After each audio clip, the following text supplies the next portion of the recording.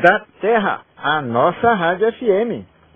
Leitura do Evangelista João, capítulo 1. Já lemos os 3 primeiros capítulos dos 3 primeiros evangelistas, agora o de João. No princípio era aquele que é a palavra. O verbo, referência a Cristo. A palavra aqui em letra maiúscula. É o verbo, né? E ele estava com Deus e era Deus. O verbo, quer dizer, a palavra, estava com Deus e era Deus, no princípio. João, evangelista, é mais interiorizado, quase que é místico, né? Mais profundo no entendimento significativo da realidade divina e da manifestação de Jesus, né? Ele estava com Deus no princípio. Por seu intermédio, tudo o que existe foi criado. Não existe nada que tenha sido feito sem ele. Nele estava a vida, e esta vida era a luz de toda a humanidade. A vida dele é a luz que brilha no meio da escuridão, e a escuridão não pode ser apagada. Muito profundo o sentido aqui, minha gente. Aqui mostra que a existência tem um objetivo principal, final. O objetivo final de toda a existência, que culmina na alma, no espírito, né, do ser humano, é o conhecimento de Deus. Então, parece ser este o significado de que tudo existiu, né, graças a ele. A vida dele é a luz que brilha no meio da escuridão. Então, Deus é luz. A escuridão, na verdade, não existe. E a escuridão não pode ser apagada. Então, assim, significa assim. Se é escuro, como é que vai apagar uma coisa que já está apagada, né? Então, a escuridão ou o pecado, nesse sentido, é inexistente. A luz é que existe. A virtude é que existe. O pecado é como se fosse a inexistência da luz. Onde inexiste luz, impera a escuridão, logicamente. Deus enviou um homem chamado João como testemunha do fato de que Jesus Cristo é a verdadeira luz, a fim de que, por meio dele, todos os homens crescem. Então, Jesus, a luz divina, a luz de Deus, brilhou em Jesus. Os que reconheceram isso, essa realidade, né? Foram agraciados com o seu amor e com o seu reino. Os que não creram foram privados. João mesmo não era a luz. Ele era apenas uma testemunha da luz. Estava chegando ao mundo aquele que é a verdadeira luz, que veio para brilhar sobre todos os que vêm ao mundo. Aquele que é a palavra, 3, isto é, Cristo, sim, aquele que é a palavra, Cristo ungido, Cristo significado no Antigo Testamento de o ungido. Aquele que é a palavra, ou Cristo, né? Estava no mundo, e o mundo foi feito por meio dele. Esse por meio dele tem um significado também assim, foi feito por causa dele, mas não foi reconhecido pelo mundo. Ele veio em sua própria terra, e entre seu próprio povo, os judeus, mas ele não foi aceito. Então, essa luz divina, que é o objeto máximo da criação de Deus, brilhou lá, entre um povo escolhido que estava aguardando a vinda dele, o Messias, a luz de Deus, o Salvador deles, né, do mundo. Do mundo não, os judeus achavam que iria salvar só os judeus. Depois é que eles foram entendendo melhor. E os cristãos entendem isso, né? Que Jesus, na verdade, veio para salvar todo mundo, e não só apenas um povo restrito. Eles não se tornaram filhos de Deus. Aquele que a palavra estava no mundo, e o mundo foi feito por meio dele, mas não foi reconhecido pelo mundo. Ele veio em sua própria terra e entre seu próprio povo, os judeus, mas ele não foi aceito. Parecido no tempo de Noé, que, igual Jesus falou, também se referindo à sua segunda vinda. Então, Noé, primeira vinda de Jesus e segunda vinda. Situações muito parecidas. Ele falou, por exemplo, Jesus, mais para frente, né? E eis que o final dos tempos será como foi nos dias de Noé. Pois comiam, bebiam, casavam, se davam-se em casamento, aparentemente tudo normal. E estava assim, só cuidando das coisas da vida, do dia a dia, né? E aí Noé avisou a todos sobre a necessidade de mudar, né? E que se não se arrependessem, que Deus iria trazer o dilúvio. E enquanto isso, Noé foi orientado por Deus, e apoiado por Deus, e protegido por Deus, e criou a arca. E chegou o dia, e ele e sua família entraram na arca de salvação. E Jesus falou, e não o conheceram. Não reconheceram a Noé como sendo um enviado divino, entende? Não acreditaram que Deus estava falando por Noé. Deixaram para lá. Não estavam nem aí com a tal da arca. Não vai acontecer nada não, não vai ter dilúvio não, e não sei o quê. E não o reconheceram. Assim foi também com Jesus na sua primeira vinda. Veio para os seus próprios, para trazer-lhes a salvação. E ninguém lhes deu atenção. Esse aí não é, pouquíssimos deram, né, atenção e acreditaram em Jesus. Esse daí não é de Deus, não. Chegaram alguns a falar que era até do inimigo, do Lucifer. Ai, ai, ai. Então, não somente não o reconheceram, mas disseram que ele era da parte do inimigo. Que desando total por parte dos judeus. Deus abençoa eles lá. E os perdoe, né? E eles sempre podem se arrepender. E podem se voltar a Deus ainda, mesmo depois de 2000 anos. E muitos judeus o aceitaram, logicamente, naquele tempo e ao longo dos séculos, né, até hoje. Mas muitos ainda permanecem sem reconhecerem em Jesus o Filho de Deus, o Salvador, o Cristo, aqueles pelo qual o mundo foi feito, para o qual o mundo foi feito. É o significado de que o enviado de Deus, o mensageiro manifestante divino no mundo, é o objetivo máximo, é o cume da criação divina aqui, para nós, pelo menos, nessa terra.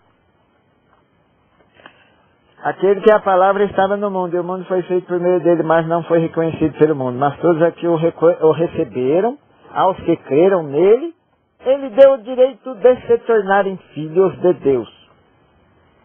Eles não se tornaram filhos de Deus pelos meios naturais, como resultado do desejo humano, mas da vontade de Deus.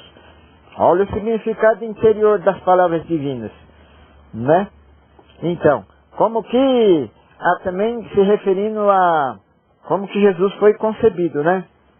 Então, o principal é o sentido interior. Não é algum fenômeno de como que teria Jesus surgido em Maria sem o casamento com José. É o sentido interior dessa palavra descrita aqui. Que também aqueles que creram, né, em Cristo, em Jesus, que Jesus era o Cristo, foi o Cristo, é o Cristo, eles foram dados a eles o direito de se tornarem filhos de Deus. Não pelos meios naturais, quer dizer, pelo desejo humano, né? Mas pela vontade de Deus. O Espírito de Deus, a mesma coisa. Né? Olha que bonito. Então também, num certo sentido, aqueles que se fazem filhos de Deus por estarem crendo que Jesus é o Filho de Deus único, é o Salvador, é o Cristo, né? Então eles também são concebidos pelo Espírito Santo de Deus. São seres, né, não materiais, os seus interiores, suas almas, foram concebidas pela vontade divina, pelo Espírito Santo divino. Aquele que é a palavra, 5, isto é, Cristo, repetindo. Aqui se fala a palavra em João, no sentido assim, o verbo, né? Olha só que interessante, qual o significado interior.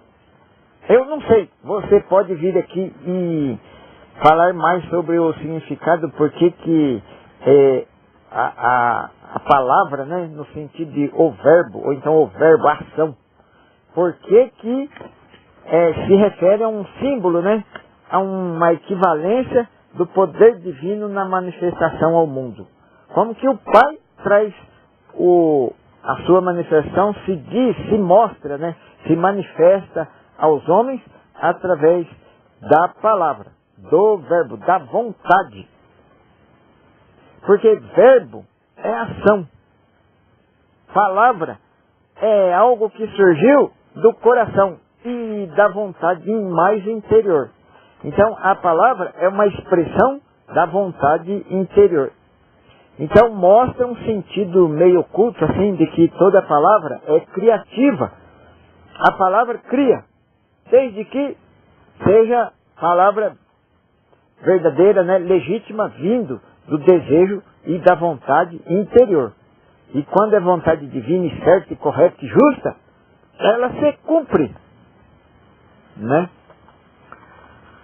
Aquele que é a palavra tornou-se um ser humano e morou aqui na terra entre nós, cheio de graça e de verdade. Então é o sentido de que a manifestação divina, na forma de fazer-se cumprir uma vontade. Mas que vontade é essa? Tem alguma relação, me parece. Então alguém pode ilustrar melhor, vindo aqui ou telefonando, para gravar, para ilustrar melhor. Parece ter uma relação com o sentido de o filho do homem, né? O que significa também o filho do homem? Não significa que é filho de um ser humano, não. É lógico que não. Mas significa que filho, no sentido de fruto, de consequência, de fruto. Consequência, fruto dos homens. Do homem no sentido genérico, né? Do homem, da mulher, dos homens, das gerações passadas, que desejaram ardentemente o seu Salvador, o seu Cristo, o Deus entre eles, o príncipe da paz, aquele que os salvaria do jugo dos romanos, como eles entendiam naquele tempo. Mas Jesus veio esclarecer que a sua missão principal era salvá-los do jugo do pecado. Então olha aí que bonito. O Filho do Homem, nesse sentido, de que o homem, ser humano como um todo, ansiava e sempre anseia pela felicidade e pela sua salvação. Então, Cristo, Jesus Cristo, ele é um resultado, é um filho, algo que surgiu para vir preencher essa busca interior, misteriosa, profunda de todo ser humano, que é a busca da felicidade, de onde veio, para onde vai, qual é meu destino, enfim, como eu vou sair fora desses meus problemas, desses meus pecados, onde está o céu, como é que eu vou para o céu? Então, Jesus é o resultado disso, dessa ânsia humana pelo retorno a Deus. Parece ser isso o significado de o Filho do Homem, o Filho, a consequência, aquilo que veio para suprir essa busca incessante, interior, né? Até um pouco misteriosa, diversas vezes. Alguns expressam esse desejo de uma forma, outros de outros, mas é um mesmo desejo de busca interior. De onde eu vim, para onde eu vou? Quem é Deus? Né? Como eu me salvo? Por que esse pecado me aflige? Enfim, o Filho do Homem parece ser uma preenchimento, né, dessa necessidade que está no interior do ser humano. Agora, por que diz respeito a outras considerações anteriores, né? João mostrou Cristo ao povo. João Batista, né? Mostrou Cristo, aqui o apóstolo João, evangelista, apóstolo João, ele fala em Cristo, ele não fala em Jesus. Então ele já mostra a missão principal de Jesus, que é se realizar, fazer real o sentido, a vinda do Cristo, né? O esperado Cristo, que significa ungido de Deus. João mostrou Cristo ao povo, dizendo às multidões: Este é aquele a respeito de quem eu estava falando quando disse: está para chegar alguém que é muitíssimo mais importante do que eu, porque ele já existia muito antes de mim. Olha aí, João Batista também falou da anterioridade, né, de Cristo. Todos nós temos tirado proveito das ricas dádivas que ele nos trouxe, dádivas sobre dádiva. Porque Moisés nos deu a lei, enquanto Jesus Cristo nos trouxe a graça e a verdade. Olha aí que bonito. Isso aqui fala muito, né? Que os judeus eram caracterizados através das leis e mandamentos vindos de Deus, né? Através de Moisés. E Jesus trouxe graça e verdade. Graça quer dizer misericórdia, compaixão, quer dizer bondade e verdade. Verdade está se relacionando também à justiça. Porque Moisés nos deu a lei enquanto Jesus Cristo nos deu graça e verdade. Ninguém jamais viu realmente a Deus. Ninguém realmente, totalmente a Deus. Porém, o seu Filho único certamente o viu, porque ele vive com o Pai e o tornou conhecido. Olha que bonito. Então, ninguém viu a Deus, o Pai. Mas, indiretamente, é possível ver o Pai. Quem procurais? Por que ainda me perguntais sobre o Pai? Não estáis me vendo? Se me vedes, o que me vedes, vedes o Pai. Quando eles tinham dúvida, quem é Deus? Quem é o Pai? Mostra-nos o Pai. Aí Jesus respondia: olhem para mim, eu e o Pai somos um só. Então, ele manifestava o Pai. Porém, entende? Naquele momento, naquela declaração, ele estava sendo o Pai. E agora, em outras declarações ele é o Filho, e em outras declarações ele é um ser humano. Então a gente tem que ter a sabedoria e pedir a Deus o Espírito Santo para entender estas situações diferentes, né? Os líderes judaicos enviaram de Jerusalém sacerdotes e levitas. Acho que levitas era tipo coroinha, sacristão, ou então aí nas igrejas evangélicas era o comandante que fica na portaria, um auxiliar de missionário, tal. Tanto faz. Sacerdotes e levitas, para perguntarem a João quem ele era. Ele confessou sem rodeios: eu não sou o Cristo, disse. Porque muitos perguntavam: você por acaso é o Cristo que nós estamos esperando? Nesse caso, quem é você? Perguntaram eles. É Elias? Não sou, respondeu. Você é o profeta? Mas qual profeta? Não, respondeu ele outra vez. Profeta quer dizer aquele que fala em nome de. Então, quem é você? Diga-nos, para que possamos dar uma resposta aos que nos enviaram. Que tem você a dizer de si mesmo? João então respondeu, citando as palavras do profeta Isaías: eu sou uma voz que clama no deserto, preparem um caminho para o Senhor. Então, ele veio para preparar o caminho para Jesus, né? Então, aqueles que foram enviados pelos fariseus perguntaram-lhe: se você não é o Cristo, nem Elias, nem o profeta, não sei o que ele quer dizer aqui. Quem souber, vem aqui, fala, esclarece melhor, ou liga. Por que você então batiza? João então lhes disse: eu simplesmente batizo com água, só com água, relacionando a preparar as pessoas através do arrependimento. Mas entre vocês está alguém que vocês nunca conheceram. Ainda Jesus não era conhecido. Que vem depois de mim. Eu não sou digno de desamarrar as correias das sandálias dele. Olha, era um simbolismo, né? Dizendo que a missão de Jesus era muito, muito superior ao de João. A dele, de João Batista.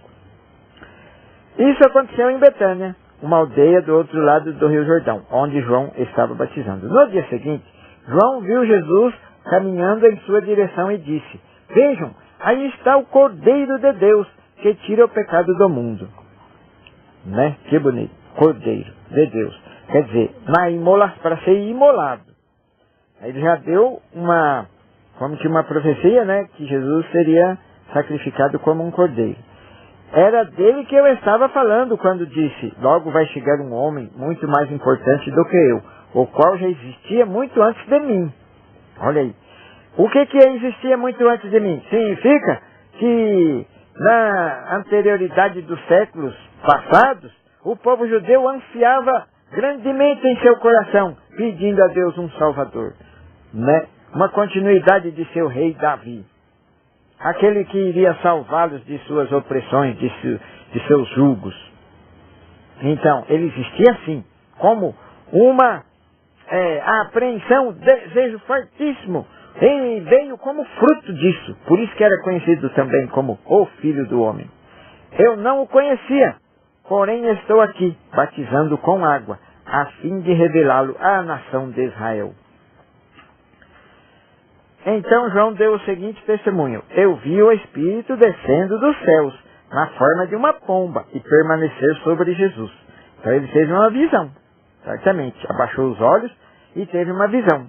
E viu uma pomba descendo dos céus, pousar-se sobre Jesus.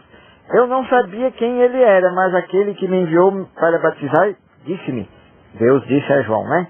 Quando você vir o Espírito descer, por isso que a pomba branca é símbolo da paz e do Espírito Santo, de Deus, né? Descer e pousar sobre alguém, esse é aquele que batiza com o Espírito Santo. Então, João batizava com água, simbolizando arrependimento. E Espírito Santo, né, batismo, significa a conversão, o reconhecimento de que Jesus é o Filho de Deus, o Cristo, o Salvador do mundo e de si mesmo, né, da própria pessoa. No outro dia, quando João se achava com 2 dos seus discípulos, viu Jesus passando. João olhou atentamente para ele e então declarou, vejam, aí está o Cordeiro de Deus. Olha aí, no outro dia ainda aconteceu de novo. E João viu de novo Jesus. Além da primeira vez que Jesus se aproximou, João viu o simbolismo do Espírito Santo de Deus, que é a pombinha, lá sobre Jesus. No outro dia, viu de novo, né? E falou, esse aí é o Cordeiro de Deus, é ele que está passando. Então os 2 discípulos de João seguiram a Jesus. Aí os discípulos de João foram se transferindo para Jesus. Jesus olhou em volta e viu os 2 seguindo atrás dele. O que vocês querem? Perguntou-lhes. Vendo? 2 dos discípulos de João deixaram João e foram seguindo Jesus, né? Aí vamos ver o que Jesus falou. Mas aquele que rejeita... Não, peraí que eu pulei uma parte. Desculpando. É a folha que é fininha, né? Já pulou para o capítulo 4. Perguntou-lhes. Eu estou lendo a luz de vela, acredita? É porque eu desliguei a luz. Está gravando, o gravador está com bateria, né? Está gravando a luz de vela, aqui somente e a luz de vela. Depois a gente vai veicular na rádio e ligar a rádio, porque estava trovejando. Eles disseram, Rabi, que significa, o mestre, onde é que o Senhor mora? Aí os discípulos perguntaram, venham ver, disse ele, Jesus. Aí Jesus chamou os 2 discípulos. Então eles o acompanharam ao lugar onde ele estava morando. Olha, que bênção, ir lá no barraco de Jesus. E ficaram com ele das 4 horas da tarde, mais ou menos, até o anoitecer. Então, umas 4 horas ou mais, né? André, irmão de Simão Pedro, era um dos 2 que tinham ouvido o que João dissera e que haviam seguido Jesus. Então falou que um deles era André, irmão de Simão Pedro. André foi então procurar seu irmão Simão, mas não falou qual era o outro. André foi então, provável ser João Evangelista. É o próprio João, ele se ocultava. Ah, tá. André foi então procurar seu irmão Simão. Ele disse, nós encontramos o Messias.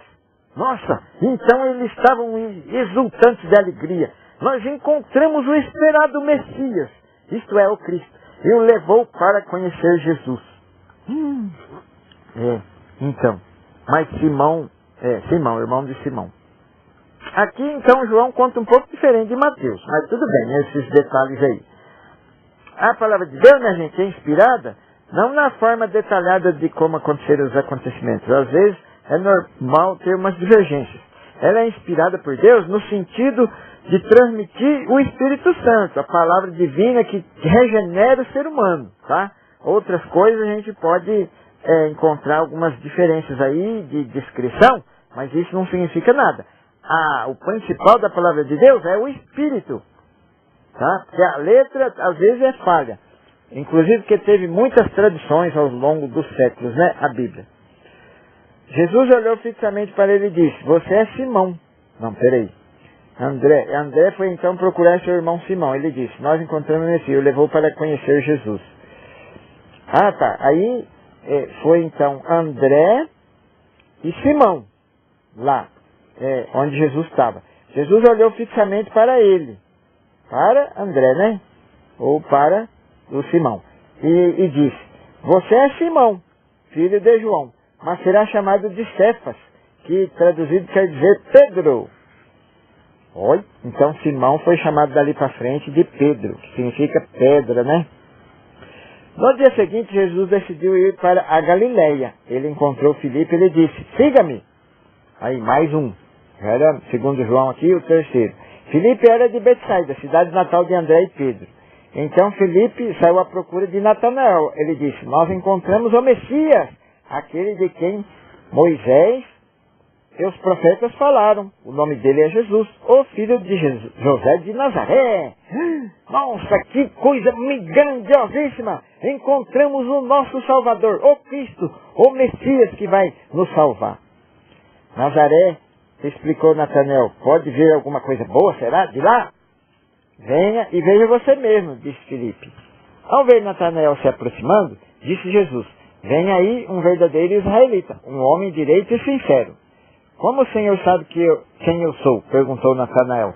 Aí Jesus respondeu, eu pude ver você debaixo da figueira, antes que fosse encontrado por Filipe. Tinha visto então Natanael, né? Debaixo da figueira. Então Natanael respondeu, mestre, o Senhor é o Filho de Deus, o Rei de Israel. Declarou, reconheceu em Jesus o Filho de Deus, o Rei de Israel. Olha que bênção! Nós aqui também, depois de 2000 anos, podemos reconhecer Jesus como o Filho de Deus. E nós somos filhos de Deus também, né? Mas o sentido de Jesus ser Filho de Deus é meio diferente. Ele é um filho especial, digamos, né? Unigênito. Jesus lhe perguntou, você crê porque eu disse que eu tinha visto debaixo da figueira? Você verá provas maiores do que esta. Aí, ele falou para Natanael, essa provinha aí é pouquinho, hein? Você vai ver prova maior que essa. E não é outros milagres, não. Ele vai ver a luz divina mais grandiosa em Jesus. Isso aí que é a prova maior. Então acrescentou, vocês verão os céus se abrirem e os anjos de Deus subindo e descendo sobre o Filho do Homem. Oh, benção, que gloriosa citação! Isso significa o poder interior da compreensão, da visão, além da fé, além de acreditar que Jesus é o Cristo, é o Messias, é o Filho de Deus, através de seus milagres. Muito maior do que isso, é o poder de você entender como que Jesus desce do céu, ou sobe para o céu, ou os anjos à sua volta, ou subindo e descendo. O que significa isso? Esse é o poder maior, essa é a sua possível felicidade. Não é outra coisa não. Então como é que eles já viram anjos de Deus subindo e descendo sobre o Filho do Homem?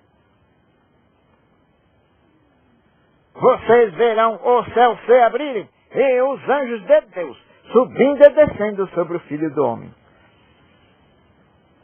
Acha que isso está querendo dizer uma fantasmagórica imagem de que eles iriam ter essa visão somente?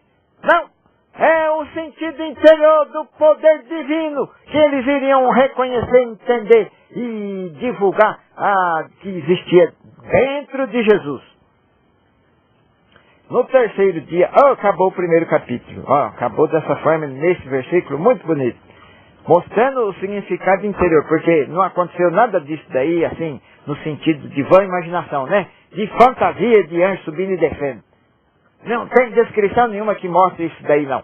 E igual também lá em Pilatos, antes de ir para ser crucificado, em verdade vos digo, vocês verão o Filho do Homem descer com poder a subir, né, à destra, à direita do trono divino. Cadê? Não aconteceu nada. É simbólico isso aí. Assim como muitas outras partes da Bíblia. O homem, nós aqui, não deixemos de ver a verdadeira vida, o verdadeiro reino interior, poderoso, que é interno. por causa de vã imaginação não, hein? Cuidado, né, gente? Então pronto. Legal. Aí, terminou o primeiro capítulo. Eu não sou padre, não sou pastor, não sou missionário, não sou nada dessas partes aí evangélicas, e nem cristã, e nem católico, nem nada. E nem de outra igreja, e nem nada não. Eu não sou nada não. Eu sou um mero aqui, ó, cidadão brasileiro e do planeta Terra, filho de Deus igual você, nós todos igualzinho. E então todo mundo está convidado para vir aqui também, ler, né, as palavras da Bíblia e conversar, comentar, a gente conversar junto e procurar a verdade e a unidade e o amor, que esse é o objetivo da religião divina, né? Se não trouxer unidade e amor, não pode ser religião divina, não é de Deus. Se a gente deixa que a religião seja motivo de desunião, de desafeto, está errando todo mundo. Aí todo mundo tem que baixar a cabeça, voltar para suas casas e pedir perdão para Deus, né? Mas não, Deus abençoe que não vai acontecer isso com nós não. Que nós vai continuar estudando a sua palavra e nos buscando, né, junto aí o que é bom e belo, para a gente se inspirar e mudar nossas vidas, né? Para a gente se converter para Ele verdadeiramente e criar aqui entre nós o seu reino, que Ele trouxe. E nós fica marcando toco até hoje. Jesus trouxe o reino divino, o reino do Pai para nós. E nós fica aqui, ó, de bobeira marcando toco. E brigando aqui com os nossos individualismos, com a queirada uns dos outros, com as propriedadezinhas uns dos outros. E em vez da gente ser unido de verdade, viver em comunidade, como Jesus queria que vivesse.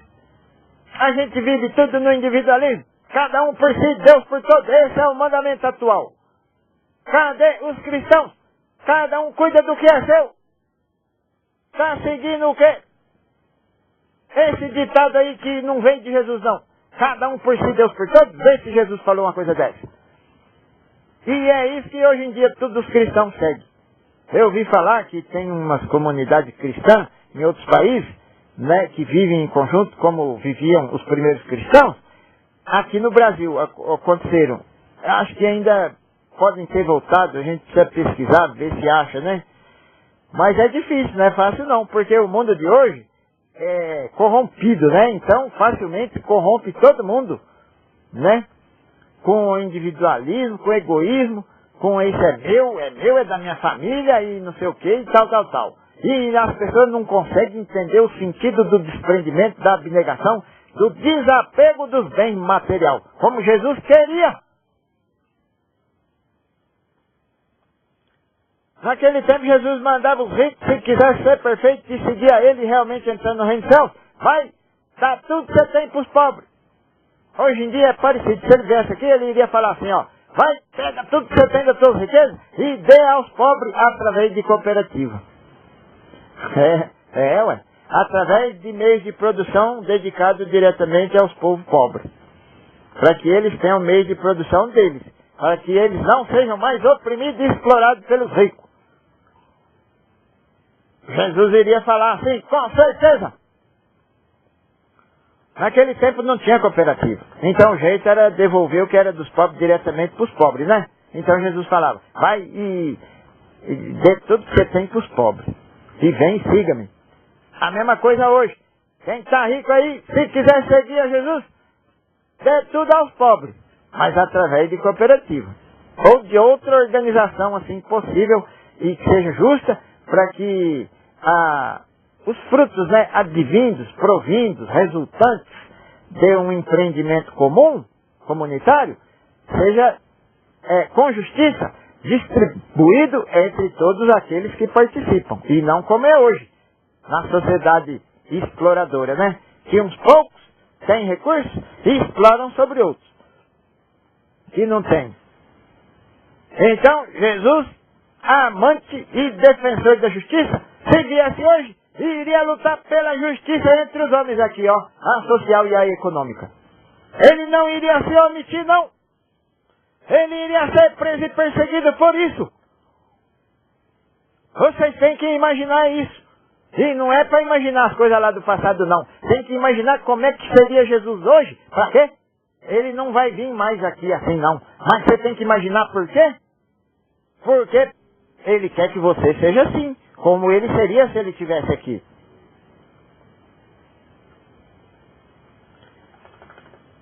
Pois, é para você ser defensor da justiça, da igualdade, do reconhecimento dos direitos humanos.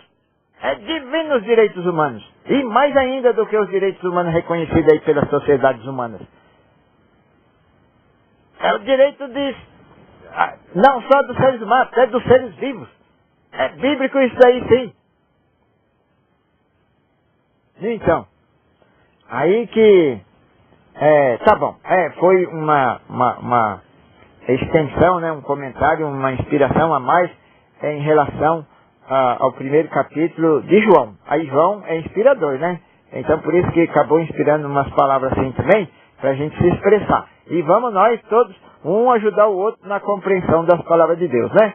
Ok, minha gente, até a próxima. E agora, já foi o primeiro capítulo de todos os 4 evangelistas, a próxima agora é o segundo capítulo lá de Mateus. Depois de Lucas, depois de Marcos, não, depois de Marcos, né? Depois de Lucas e depois de João de novo, você entendeu? Capítulo por capítulo de cada evangelista. E vamos ler, nem que demorar aí 10 anos, mas não vai demorar muito não. Um abraço, boa noite, bom dia, boa tarde. Vamos que vamos, minha gente. Na luta da conquista da terra celestial, do céu, que tem sua repercussão aqui na terra também, e tem que ter obrigatoriamente, e também da nossa terra de pó aqui. Da terra FM.